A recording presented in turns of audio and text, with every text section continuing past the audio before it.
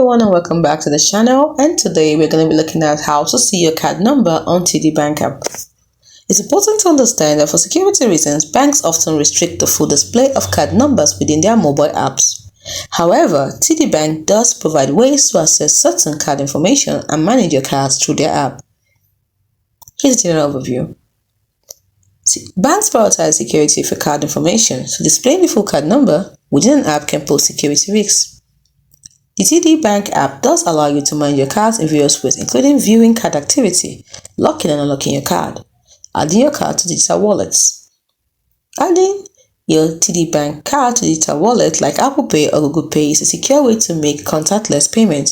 When you add your card to digital wallet, the wallet creates a virtual card number, which is different from your actual card number, adding a layer of security.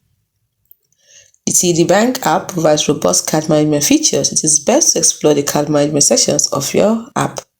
To get the most up-to-date information, it is best to download the TD Bank application and explore the options available.